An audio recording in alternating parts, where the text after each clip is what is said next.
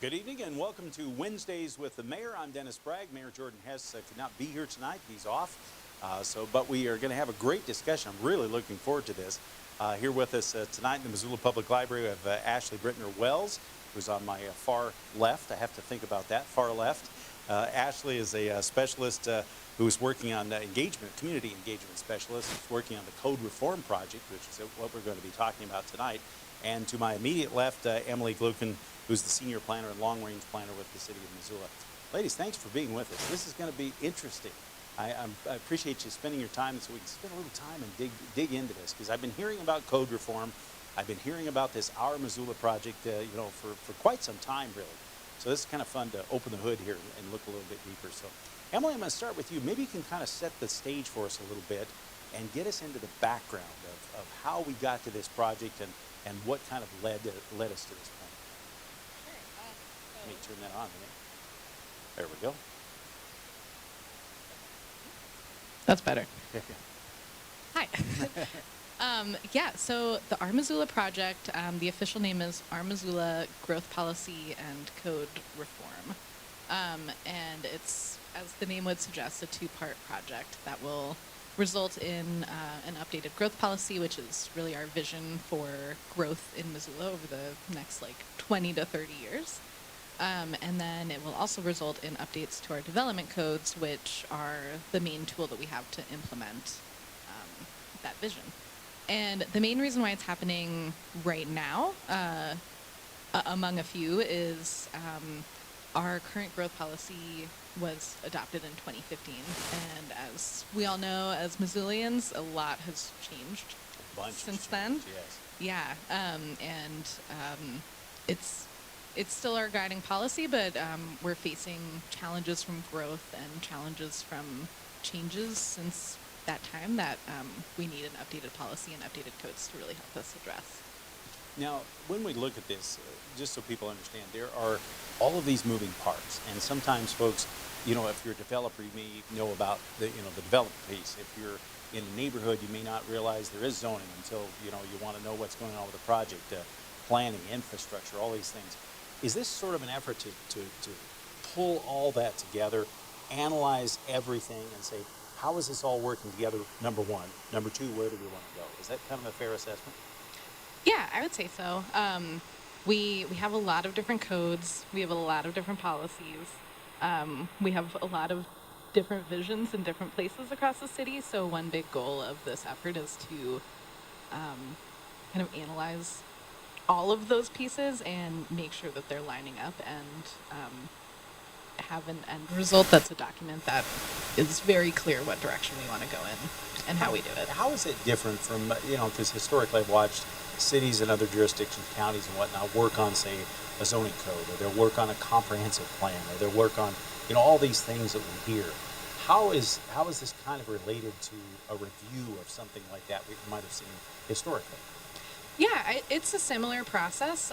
This is a little bit, I guess, bigger and extensive because we are addressing our growth policy and our development codes at the same time and doing kind of a bigger shift. And instead of maybe just a review of what's not working and making some tweaks, this is an acknowledgement that we need to make some pretty significant changes and really spend some time analyzing and being thoughtful about what those changes are so we can address what we're facing now and set us up for anything in the future too. Because I know in the past, usually what you would see is the land use piece, is where you see, and Ashley, I'll have you maybe jump in on this, but that's where you see all of that community involvement. It's always about the land use. What do those comprehensive plans, maps look like, and then how does that inform zoning? It sounds like what we were saying, and then usually development codes, principles, those things are sort of informed by that.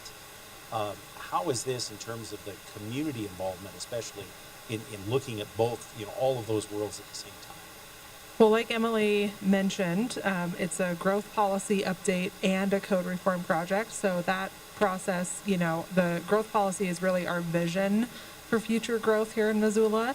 And correct me if I'm wrong, but that's where the future land use map is really a part of the process. And so that said, this is a part of that. And as it relates to community engagement, we're really trying hard to reach as many folks as we possibly can, especially folks that may not typically be engaged with some of our projects at the city. And then looking to, break down some of the barriers to engagement for folks so that it is reflective, that our vision for growth is reflective of what the full community wants. And so it's very similar in that way. And then ultimately, like Emily said, will result in a code that reflects what our future vision really says, which right now it doesn't. And I have to ask this, we'll come back to this question, but one thing crossing my mind, how do you get everybody to agree right now? I mean, is that part of the challenge? Is increasing the participation a huge part of that piece? I would say so. And right now, we're not really asking folks to agree as much as we're looking to kind of lay the foundation for why we're doing the project, talk about the existing conditions. So the fact that, the growth policy and the code don't really speak very well to each other. And just an awareness of sort of the problem that we have with that exact thing. And then from there, just garnering folks' lived experiences to make sure that some of the stuff that's in the equity and land use report is resonating with the community, that some of their lived experiences are sort of matching up with the data that's reflected in the equity and land use report. So it's really about raising awareness of those issues and educating folks on what's happening right now, and then making sure via their lived experiences and stories that we're sort of on the right track with this report. Now let's talk about this change that we've seen a little bit further since 2015, and you could argue if it's 1 year or the other, but basically like the last 5 to 7 or 8 years, right? Some of that is largely driven by growth. I'm sure it's driven by issues like affordable housing and those things. But in doing that, what have been some of the challenges that we face outside of maybe some of the obvious ones? And that's for either one of you. Is it just affordable housing? Is it transportation? I mean, what's sort of the catalyst that's gotten us to this point? I'm going to have Emily answer that. She's our Okay. senior planner, so I was I think gonna say. she'll be very well adept. Okay. We will see about that. But I think affordable housing is the primary one that is on everyone's mind, and just access to housing and access to rents and housing costs that people can afford is probably the most prominent shift that we've seen. I'm going to keep plugging this equity report, but I wouldn't say that's been a huge shift in the past few years, but through this project, we're trying to highlight it and bring it to a really central location in this plan, whereas that hasn't necessarily been the case in some of our former city processes. So I think just bringing that to the forefront and really understanding what the equity issues are that we're facing, including affordable housing, including segregation in neighborhoods based on historical practices, just being aware of like what's happening in our community is kind of a mindset shift for us at the city, and it's pretty exciting. Mobility and connectivity. Can people live near where they need to get to? Can people get there without a car? What services are accessible to people? All of that That stuff. mobility thing, that's one that fascinates me, because we're really on quite a change that's going on. Not only do you have the demographics where maybe younger folks don't have the desire to have cars like I did when I was their age, right? But also just the expense of transportation with gas prices up and vehicles costing tens of thousands of dollars more. That's a real challenge, isn't it? Yeah, absolutely. And also, I think there's a desire. I mean, we have goals as a city, and I'm sure many Missoulians have goals of being more, sustainable and not needing to take every trip with a car, and just being mindful of our, carbon footprints. And I think that's building into some of this decision making too. We'll come back to the equity piece, because I want to get into that a little bit further. But to just kind of keep a little background on the overall process of this, let's talk about the zoning codes. And I want to set this up for a minute, because we've seen over the last, I'd say 2 to 3 years in particular, as the housing, boil has been turned up, where we'll see these sort of neighborhood sort of things going on. Like, oh my gosh, here's a bunch of multifamily, or there's a new development, or those kinds of things. It's very granular into a particular neighborhood. It sounds like, and correct me if I'm wrong, this is sort of that broader look, as opposed to the microcosm of a dispute or a problem in a particular area, right? Is that a fair assessment? This is that big driver, right? Yes. Okay. How does that difference work, and from a planning standpoint, how is that helping? Yeah, so I think a shift in this project is being able to kind of take a step back and look at the city and really plan out our vision for the future on a community-wide scale, and really emphasize engagement and community input, and creating a plan that's built on this community vision and people's values. And then through association have a zoning code that actually implements that plan, so that we're all on the same page when it comes to developments happening in individual neighborhoods or on individual parcels. It kind of sets a clear expectation for what you can expect in your neighborhood or on the property next to you, versus with this kind of misalignment, that piece is missing at the moment. And the idea would be that then broadly the community is more informed, right? Exactly. And so when those decisions come along, when you do get down to that granular level, then at least people have that expectation going in, right? Instead of all of a sudden saying, oh, here was this, and I can think of one development in particular. Most of the people in the neighborhood were not aware that the county had done some work on an adjacent thing, and everybody was caught off guard. So this would be the idea that you've got that bigger piece that can inform all that process, right? Yeah, and another goal is in the codes itself to make sure that our development codes are predictable and easy to interpret, both for like the community and for developers or builders, to also help set that expectation of what can happen and what you can expect to happen in certain areas. Does that get rid of a little bit, we talked about the building side and development side too, does that make it more efficient, I would imagine, for Yes. one thing? And does it also help in terms of resolving, dispute? Because if somebody shows up at the counter and they want ABC, they understand how that happens, right? Yes, exactly. Okay. Does that save us any money? I guess that's also a question. Hopefully that's the goal. Staff time and interpretation and review and Those kind of things. Yeah. And I'm curious, Ashley, when we talk about that engagement piece too, how important is that to have people have that broader sense of what those objectives and what those goals are? Yeah, I think it's important because it's a great question. This project affects Missoulians, every Missoulian. It affects every person that lives in the city, because it touches on things like the way that you get around and the things that are available in your neighborhood. Like Emily said, some of the predictability around what could be built right next door to you.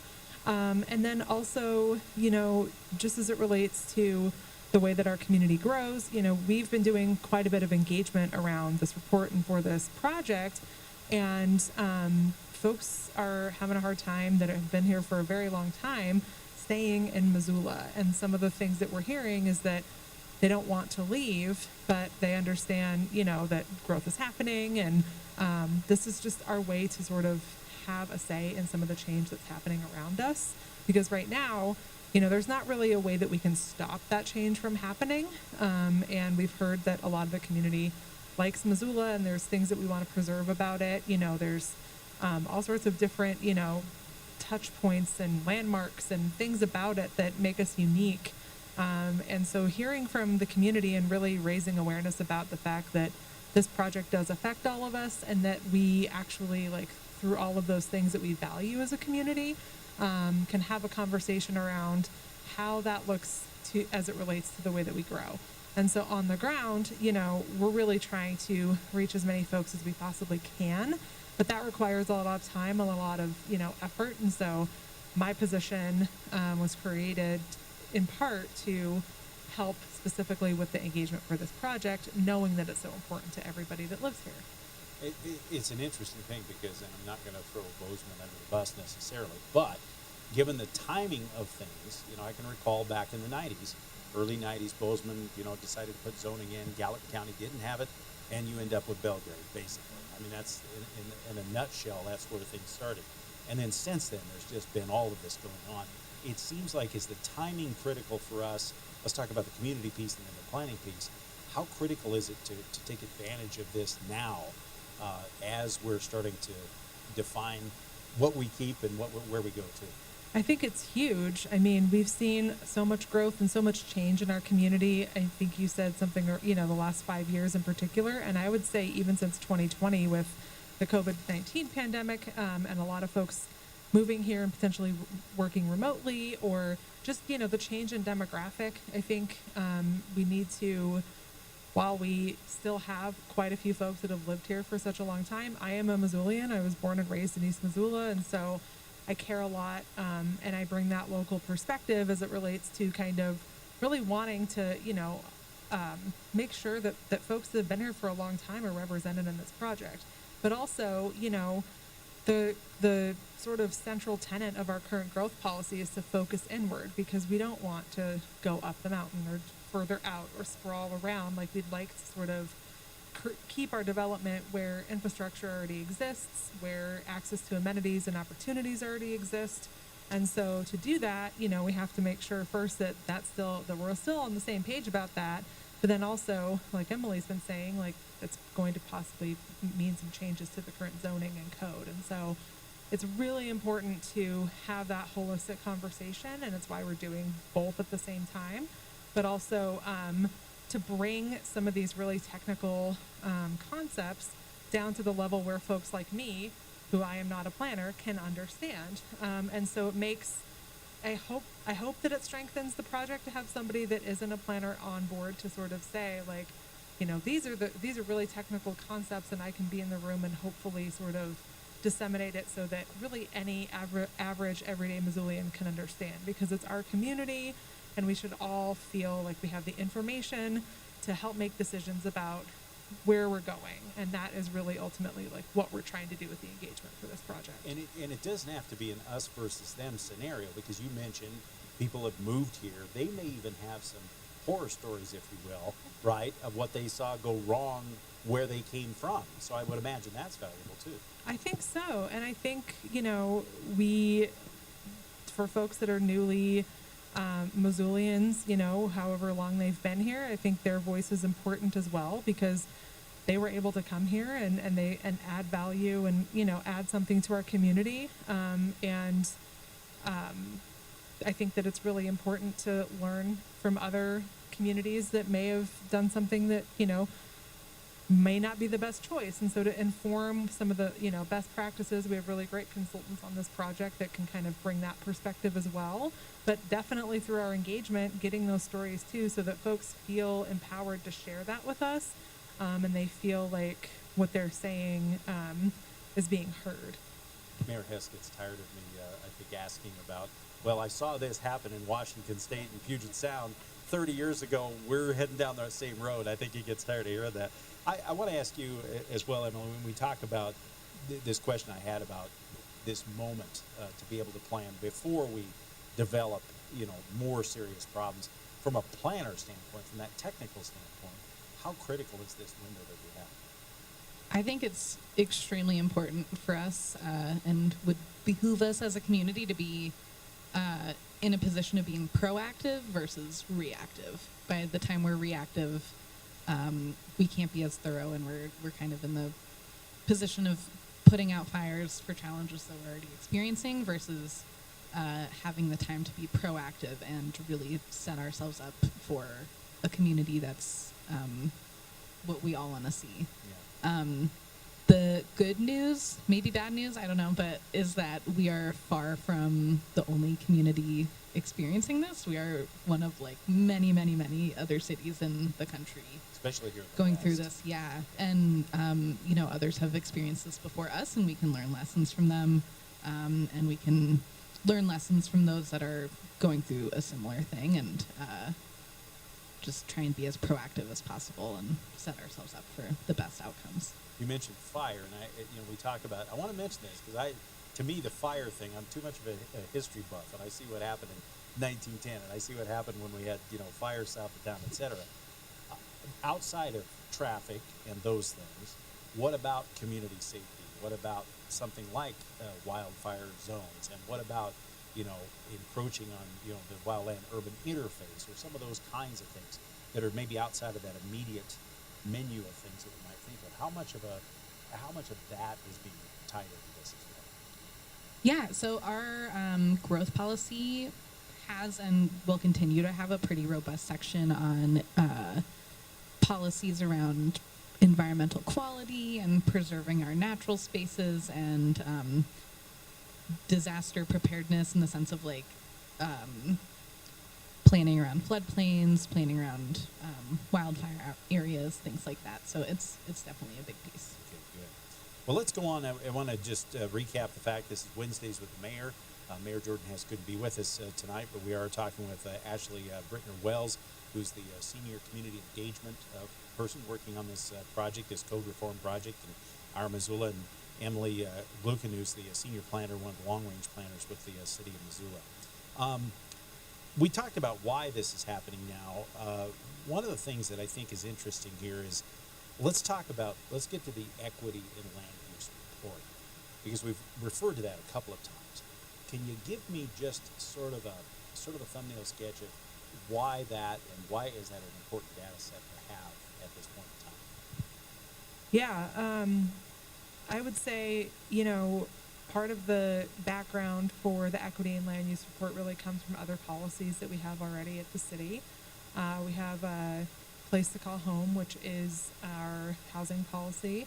One of our new strategic lenses for our 2024 through 2026 strategic plan is equity, and the other two are housing and climate, which are the three of the four focuses of this project, which is really great alignment. And then we also in 2021 passed a justice, equity, diversity, and inclusion resolution at the city, which commits us to making our decisions and passing our policies, and doing our work really through a lens of equity, a lens of JEDI. And then also,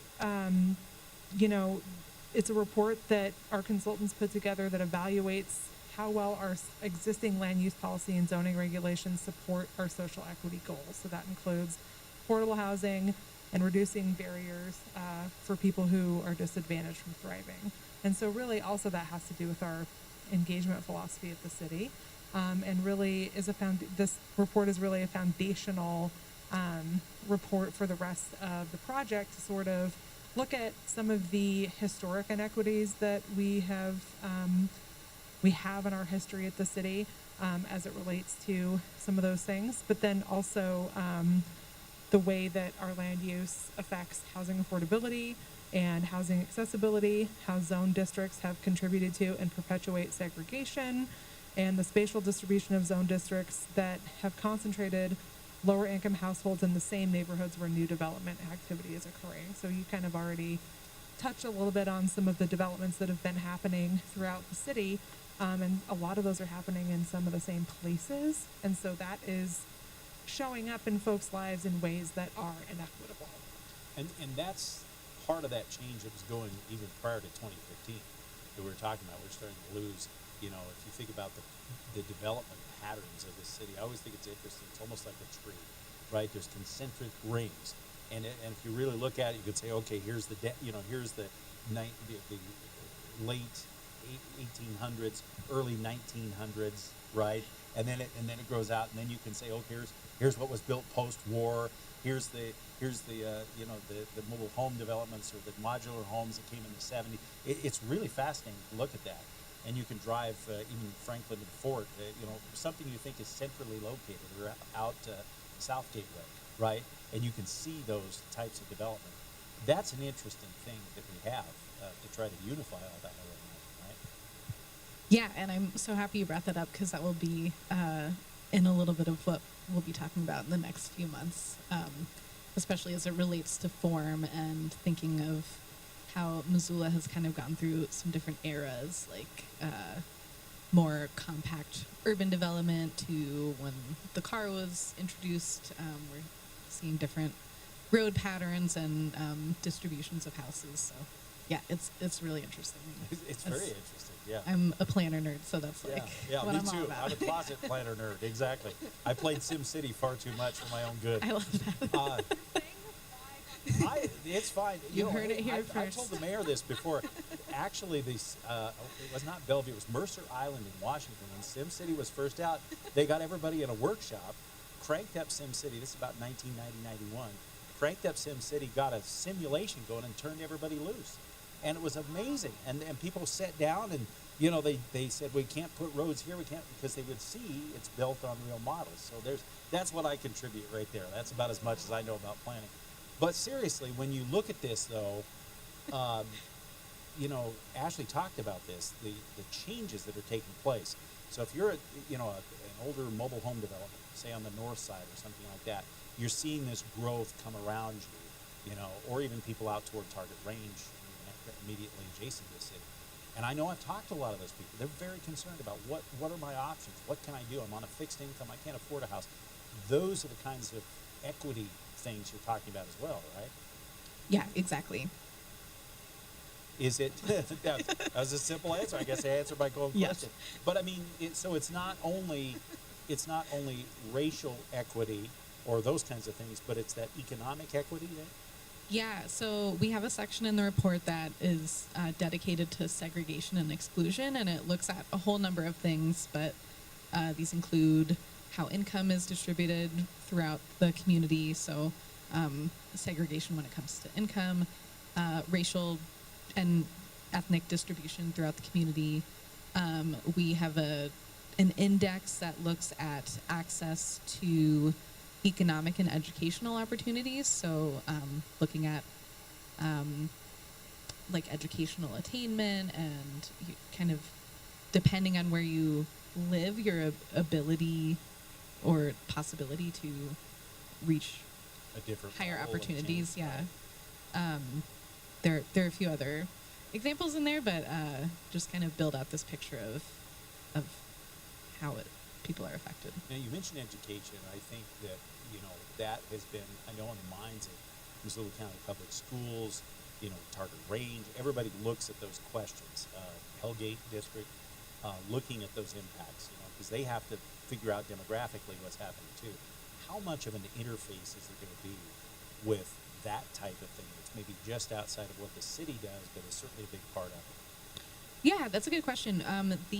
So we've met with the MCPS facilities board and are in communication with them, and I think they're a good stakeholder to have because as the city grows and populations might change in different areas, that directly influences how schools are planned for too. And we've been in communication with a few other of the school districts and definitely plan to continue doing so and make sure we're all growing together in the same direction. And Ashley, I would think that's where, if we're going to tackle some of these equity issues, getting as many people to the table, right, with different life experiences, must be critical, right? Absolutely. Yeah. I think it's depending on, where you live affects the way that you're going to show up and kind of engage with this process. Your background, like Emily said, some of the different access opportunity that you've had, but then also really just with this sort of making the information accessible and understandable to as many folks as possible. A lot of this is really, really technical.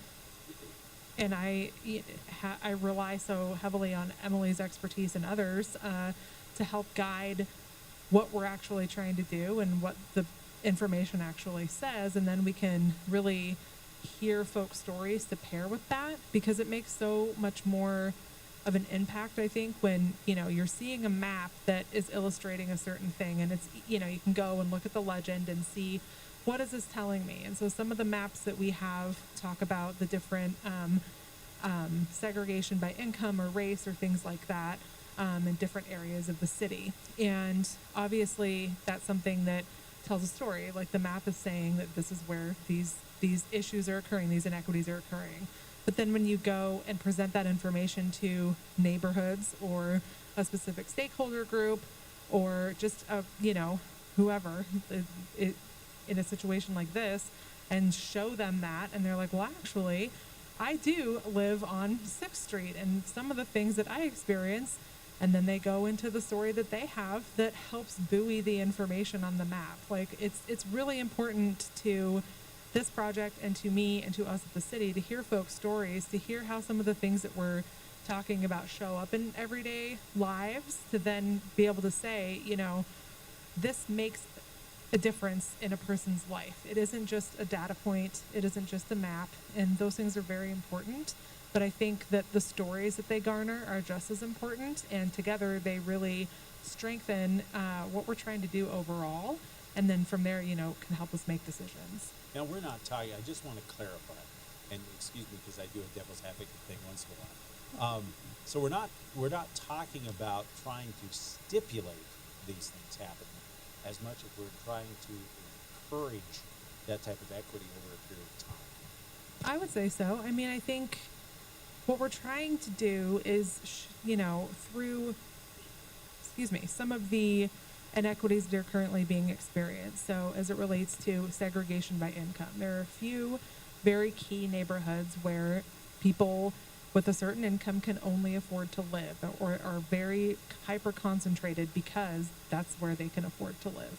But when you think of it as it relates to some of the reasons why this project affects everyday Missoulians, the way that you get around, the things that exist in your neighborhood, are you close to a grocery store? Are you close to a coffee shop? Can you walk to where you want to go?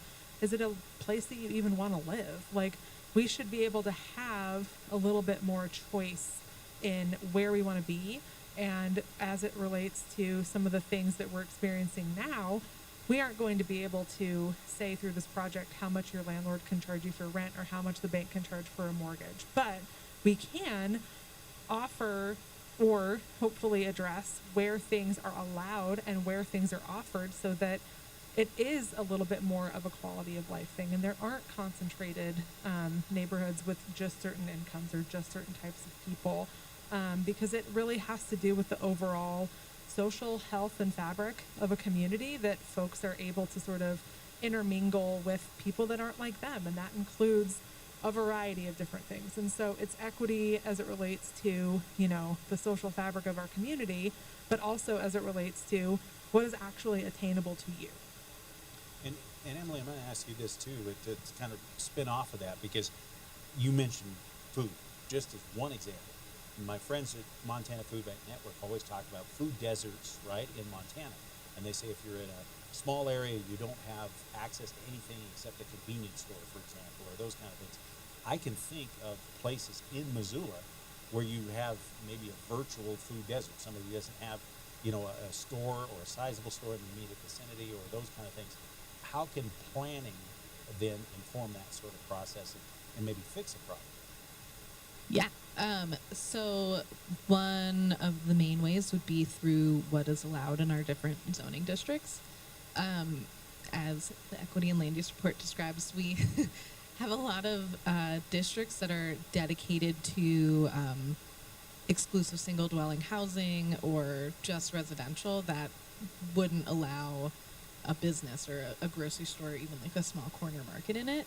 So one way to address that is to be more permissive in where these things are allowed, so that we do see mixes of services that are distributed in areas with residential as well. Now, I'm thinking in particular, just one example, up on Miller Creek. You know, we had that new development come in with a little bit of like neighborhood commercial, right up there at Linda Vista and Lower Miller, or Upper Miller Creek. Is that an example of something that we're already seeing happening and might go further with this type of report, or this type of effort? Yeah, absolutely. And even in our current growth policy, a few of our goals touch on seeing mixed-use developments or more compact development, more walkable communities, and that means having things within walking distance that cover your needs and cover your services. So that's one way to keep traffic under exactly. control, or any number of downstream problems are tackled with that, right? Yep. So it's a goal we already have, and hopefully something we can really bolster through updated policies. So we may have examples already in play right, that are similar to where we're going. This would just give us that overall look of how might that be employed on the opposite side, right? Or Yeah, somewhere exactly. else. And I think we have the opportunity to kind of look at each area individually and make sure that we're not just kind of plopping things Yeah, where they don't make patchwork. sense. Exactly. So, being mindful about what makes sense in different areas, but also realizing that in order to achieve a walkable mixed-use community, like that is something that we'll need to do. Let's talk about redevelopment for a second, because I think that, as I go around and go into the nooks and crannies of this town, I look at a block or a particular area and I'm thinking, what's the future here, And I'm not going to pick on mobile homes necessarily, but when I see mobile homes out there that are, 50, 60 years old and having covered more than a few fires with those kinds of units or there's different problems, how would this might assist the idea of redevelopment or working in the city's core or those kinds of things over a long period of time? How could this help? Setting up policies that support that and codes that support that would help us maybe add some flexibility into what could happen on certain properties, give incentives to redevelop, and redevelop in a way that maybe provides a mix of uses or affordable units or things like that. In our existing growth policy today, too, we have an idea called Focus Inward, which is kind of based on this idea Yeah. of infill and redevelopment and building and developing where we have existing infrastructure and kind of around the city's core. So that's something that we're going to continue exploring in this next process too. So this might actually empower that type of a concept by fleshing it out and how do we get there with zoning, how do we get there with the development codes, those kinds of things. Exactly. And one more thing I'll plug is in our code today, and something that kind of speaks to our climate goals and the connection to climate in this process is we currently have an ordinance around adaptive reuse, and I think that's a tool also that we could see in this process too, of just reusing buildings in a way that's sustainable and not necessarily knocking it down to build something new, but using buildings that we have that have character. Which has been something we've been doing. I mean, I think of some of the buildings that have come down, even the Merck, when that was demolished, a lot of that was, I think I have a brick somewhere, but I mean, a lot of it was repurposed or changed instead of just dumping in the landfill. So that's another piece of kind of the spokes of this thing, right? Yep. Yeah. I think also, something that came up with your question, Dennis, is like mobile home parks or, smaller communities like that. We do have 3 strategic lenses at the city, and so climate and housing and equity are the lenses. And what our housing policy folks and some of our affordable housing trust fund kind of goes to recently is sort of helping, preserve some of those existing affordable housing communities. So maybe something like a mobile home park or an apartment building or something. We have community partners like the North Missoula Community Development Corporation that we've worked with on some different projects that really help preserve those affordable housing opportunities in the community. Because if we're displacing some of those opportunities, and that help, we're trying to address housing affordability through the project. And so I think interesting, innovative things like that can also help. And so what are some of the incentives that we can kind of bake into this, or what are some of the other mechanisms through which the city already has to help address housing affordability? So that's just one example. Another example that kind of came up when you were talking about that. And I would imagine too, having something like this in place really increases your chances if you're going for outside funding, right? I mean, you think about what's happening in the Sawmill District or the White Pine location, or any number of spots, some of the homework projects, different things that happen simply because the uncertainties had been ironed out. The problems have been ironed out, right? It's easier to progress. And so I would imagine that may be another benefit of this, right? Potentially, yeah. And I think it really helps to have the 3 lenses that work together and sort of balance each other, because I think, if we're only looking through one lens, maybe just equity, then that might put a couple of the other things at a balance. So our sustainability initiatives are really important, or our adaptive reuse initiatives are really important to sort of sustain, because then, we're sort of bringing all of it into balance and we're not just thinking of one thing over another.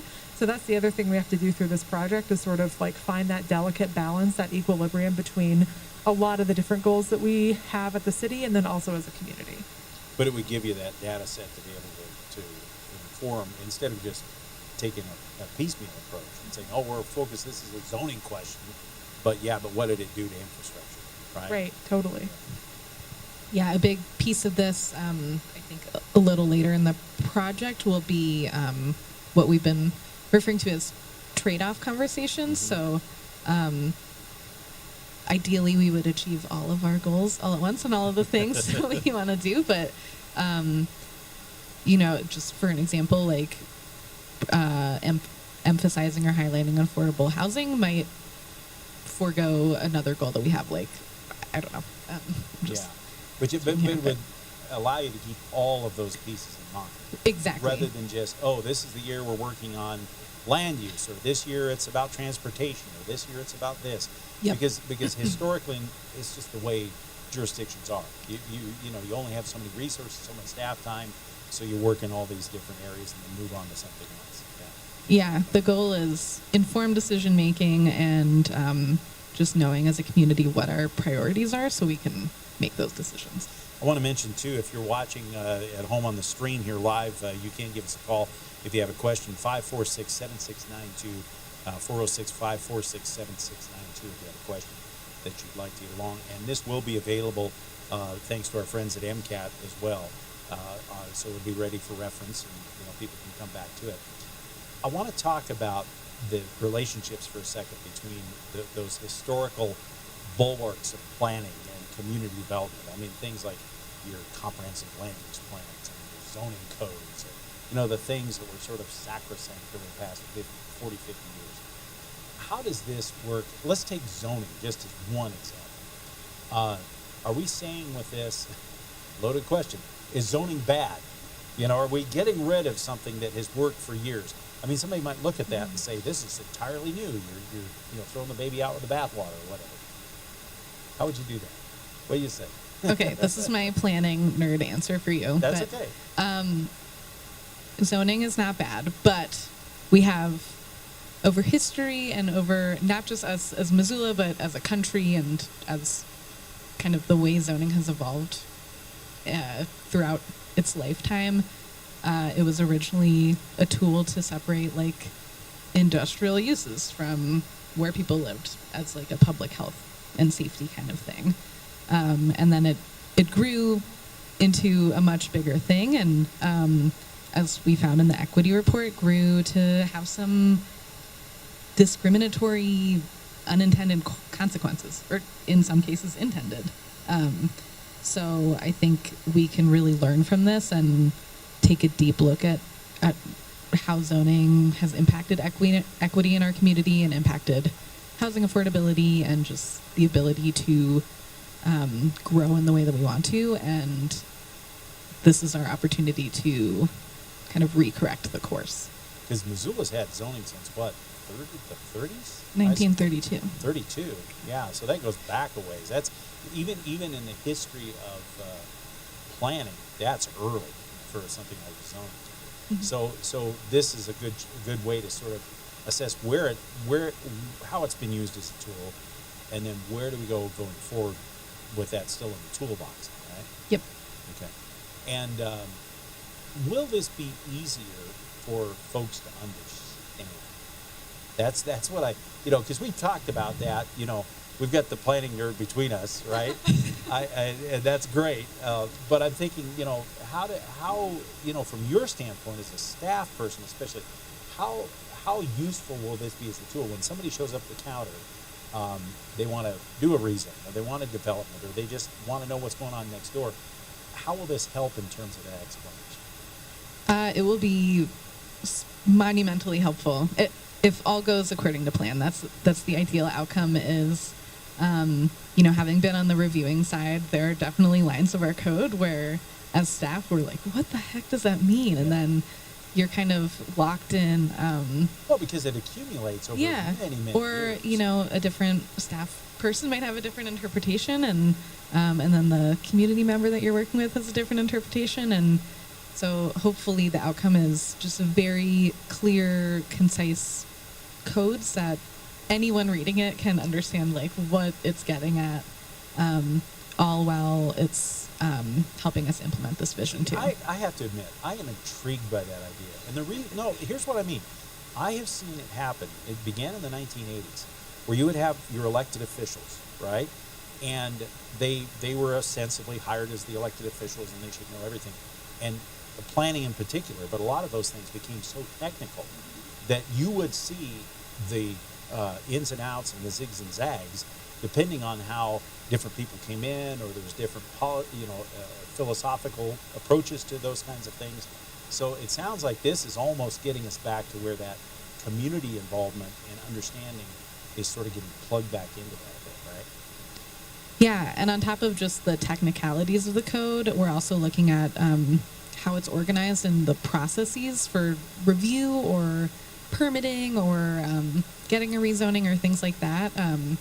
There's a lot in the code that adds a lot of extra time and extra cost for all parties involved. So something that we're looking at closely is how can we streamline that to really get to the outcomes that we want faster. Any comments on that community understanding?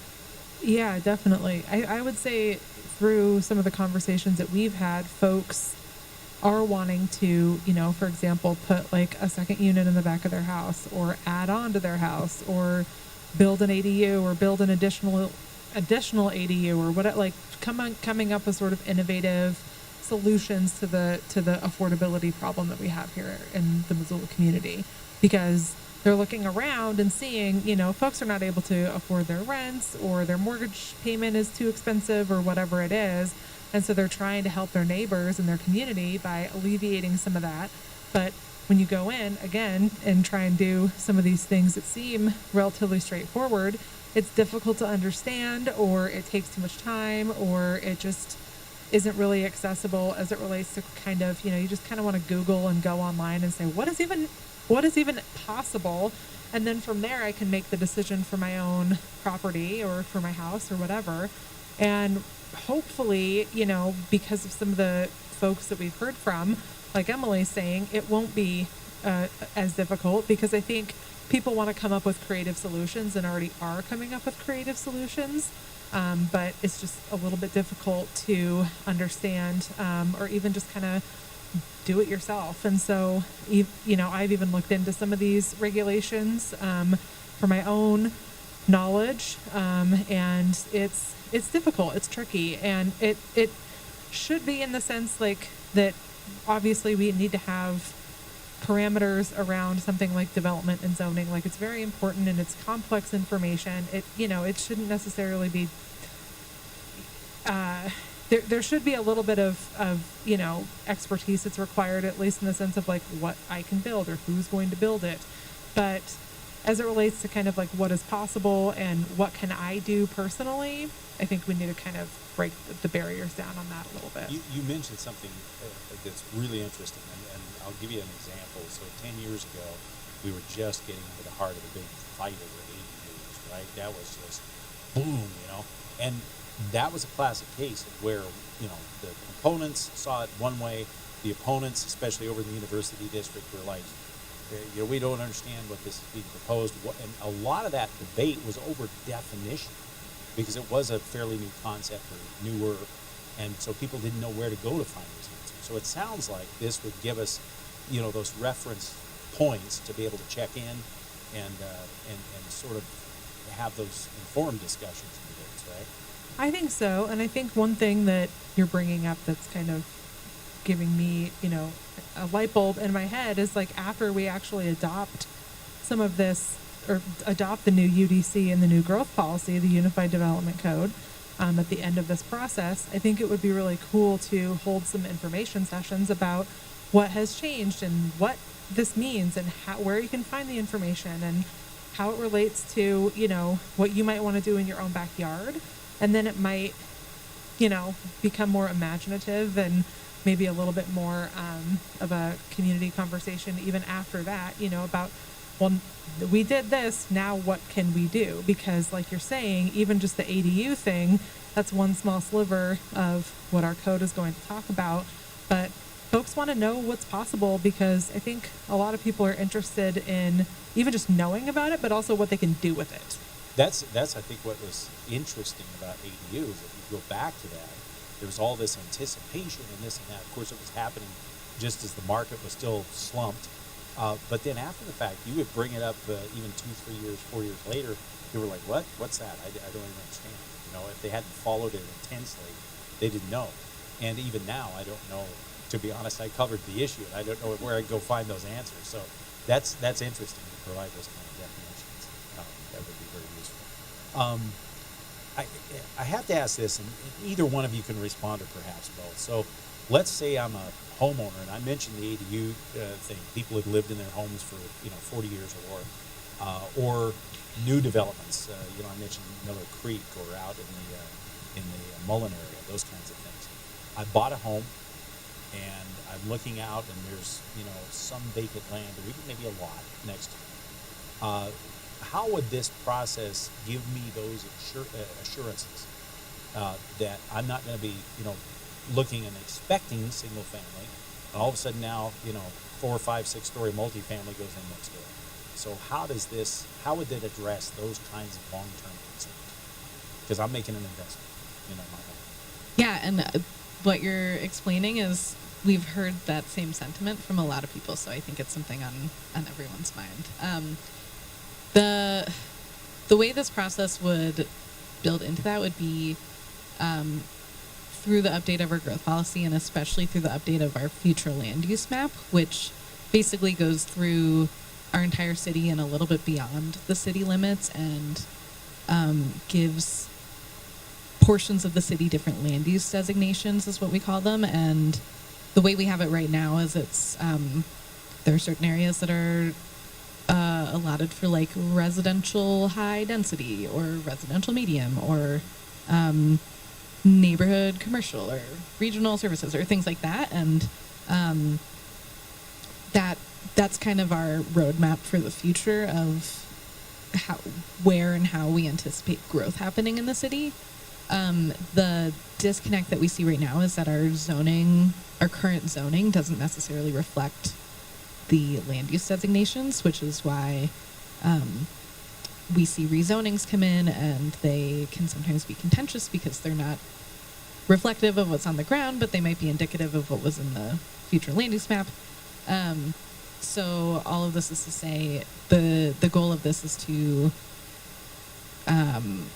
have a lot of involvement with the community in our policies, and especially the future land use map, and then involvement in the associated zoning districts, and just kind of bring the community along for the ride, so that by the end of this, there's no misconception about what would be allowed on that property. So more affirmative expectations might be the way to put it, right? Yes. Because I think that's what's interesting now. We've seen many developments come in where it's like, okay, it was, everybody's expecting single-family homes of a certain size or whatever, multifamily, whatever it is, and all of a sudden, because of the economics that are involved, because of the issue of affordable housing, you're sure to get anything approved, right? There's a certain segment that says that.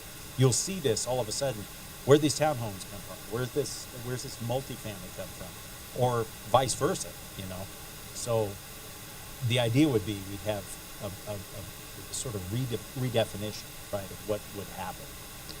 Yes. And qualified yes, right?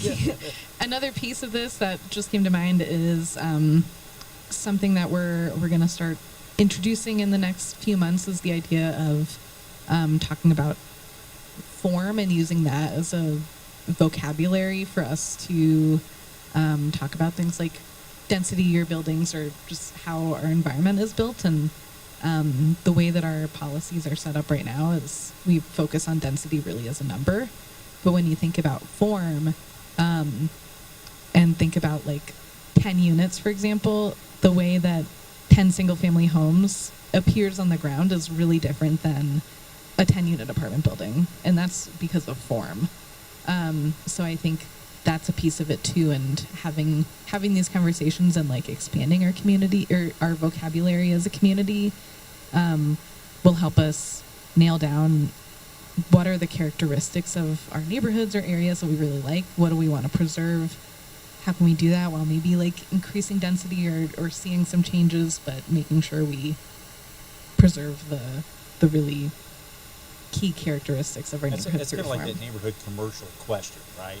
Because you approach a problem in one way, right? Because if you do this, this is commercial that allows this. Or do you say, no, everybody's got to drive a mile to a store. Now we're going to build a bunch of roads, right? So it's the ability to sort of flex with what expectations of the community will be for residents. Yeah. And as that happens, then what happens? One other technical question. So if you're in a subdivision development, maybe it had covenants or some kind of those kinds of tools were attached. Is that still? I guess that's what where the definitions and the approach would have to be worked out once we see how all this works, right? Yes, and covenants. I get a lot of qualified yeses. I'm sorry. Covenants are tricky because they're not enforced by the city. Right. So I don't have an answer for what we might do with those situations. Yeah. But okay. That's kind of we're outside thinking the about scope. Okay. Yeah. I just want to make sure I knew that. Ashley, anything to add on that, the expectation question and how people can get in at this point and then, offer those kinds of input?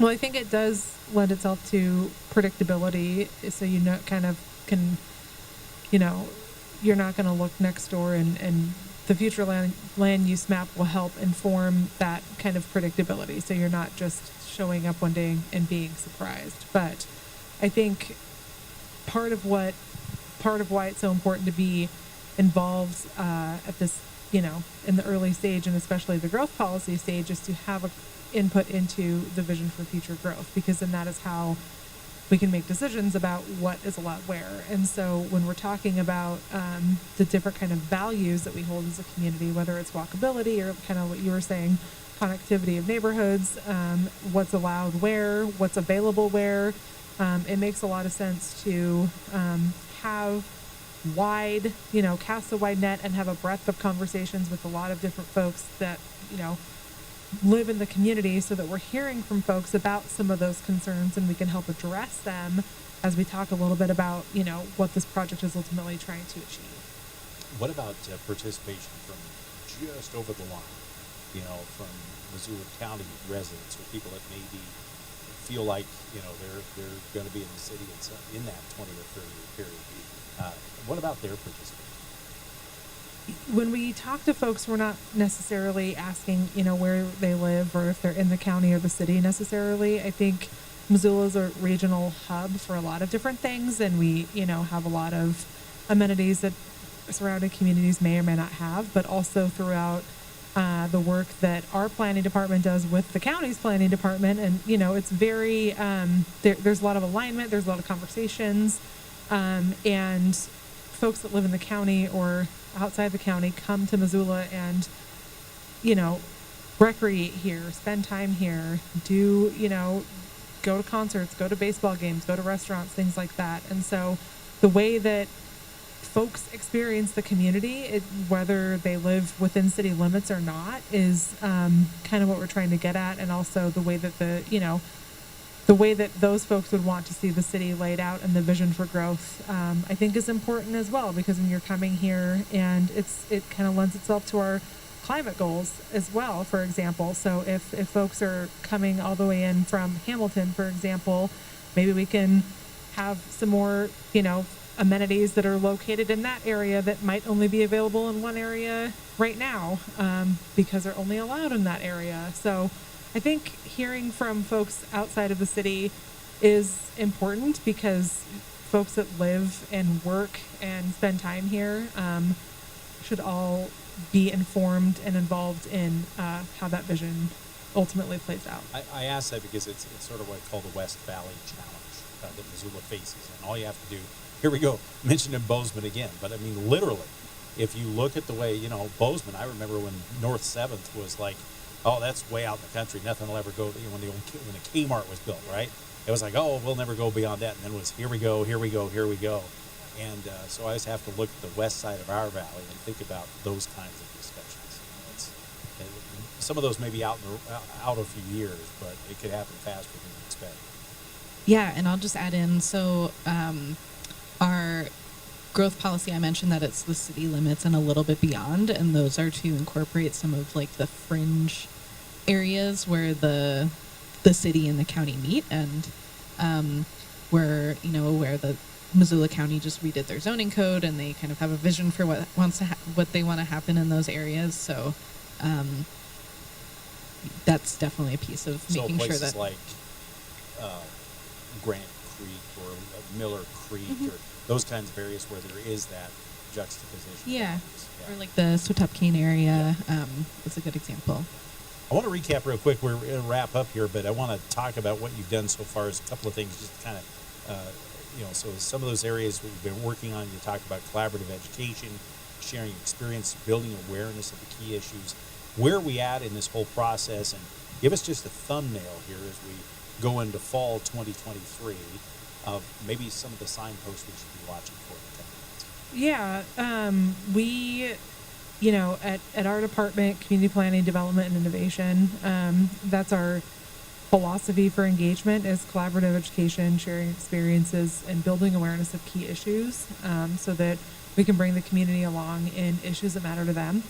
And that's being applied directly to the Our Missoula process. And so right now with the equity and land use information, we held an event, a citywide event a couple of weeks ago to hear from folks, present the findings, and then have small group discussions about how housing, equity, growth are showing up in people's lives as it relates to the information in the report.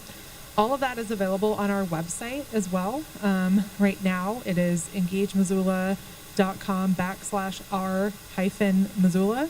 And you can look at the videos there that have to do with all of the information that's in the report, and then answer some questions. We had some nice charts we didn't use tonight, but those kinds of things. Those kinds of things, yeah. And we can share that information with MCAT for maybe potentially putting with a YouTube video. But you can also go to the city website and navigate to there as well. So that is currently happening right now. So that's something that you can engage in. So anything that we're providing in person, we'll be providing online. And so we're sort of wrapping up this equity and land use phase here in the next few weeks. And then we'll be moving on to some more information that I'm going to let Emily speak to. Yeah, so some conversations to look forward to in the coming months. One of the big ones is the 2023 state legislature came out with some changes that we need to make to our zoning code. Some are effective as of October, and they're... So is that like the accelerated review and some of those different things? Yeah, there was just a package of subdivision amendments I think that's currently going through, and then in January there's another set of bills that we, as a city, need to change our codes to comply with. So those are conversations that will be happening, and more information about that to come in the near future. Also coming up is continuing our process of defining the problem, which is the tagline of the phase that we're in right now. We will be having conversations about identifying the barriers to development that are in our existing zoning code and development codes. And then I mentioned form a little bit, so that will be part of some conversations that we'll be having too, is introducing some ways to talk about our built environment that will kind of flow into some of the... I'm intrigued by that. Yeah. I'm looking forward to that. It'll be fun. Because it's really interesting. I mean, you think a city like Missoula, especially as we said, built out over years, you could see what was housing like here, what was it like here, and then more importantly, who's buying the houses that were built, 60, 70, 80, 100 years ago, So it's really going to be fascinating to see how those design ideas and aesthetics and ideas update. Yeah, it'll be fun. Is there a specific goalpost that we're looking at here to sort of get this process done? Like the end. Yeah, like Cool. like okay, I can walk into City Hall. This is now the new way, the new approach.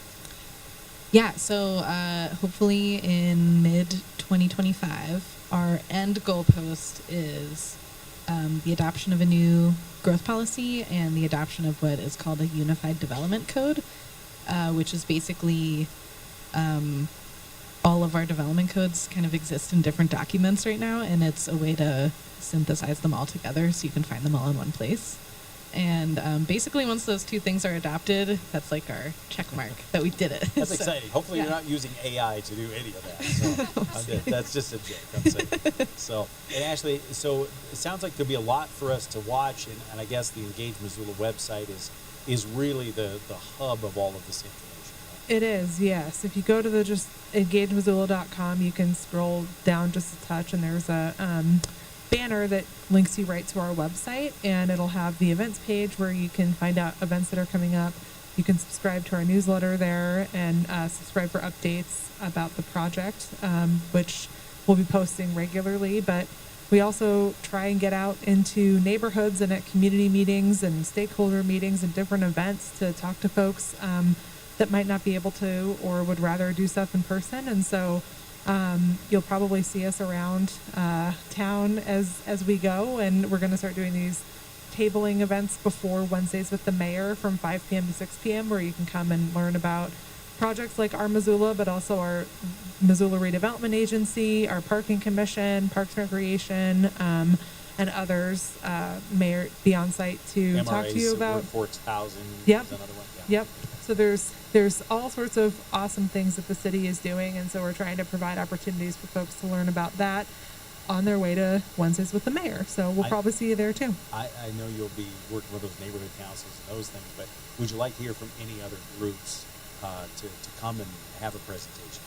Absolutely, yeah. We provided almost 20 presentations to neighborhood groups, different stakeholder groups, community groups this summer about the equity and land use report. And if you didn't hear from us at this phase and you're watching right now and you'd like us to come and speak to your group, we are happy to do that. That's part of our new engagement philosophy, is really engaging early and often and meeting folks where they're at. So we come to your meeting instead of asking you to come to ours. And it's a really effective way to hear from folks and make sure that they know what's going on, because that's a huge barrier, I think, to engagement, is just knowing what's going on. So trying to cast a wide net, and we would love to come present to you. So please let us know. Well, it's going to be an interesting process, and as you've been talking, I'm looking out, and the mountains are in the background behind you, and the trees, and I can think about how important Missoula is, but we're really at a juncture where we have to sort of set the stage for where we want to go, and so it's interesting to find. We appreciate both of your times. We've been talking with Ashley Bittner-Wells, who is the community outreach engagement person that's working on the Our Missoula and the Code Reform Project, and then of course also Emily Gluger who's with us, senior planner. So thank you, and appreciate both of you. Thanks. It was very informative, and we encourage folks to follow the process, get involved. That's the best way to go. Thank you. Good. Thanks for joining us tonight for Wednesdays with the Mayor.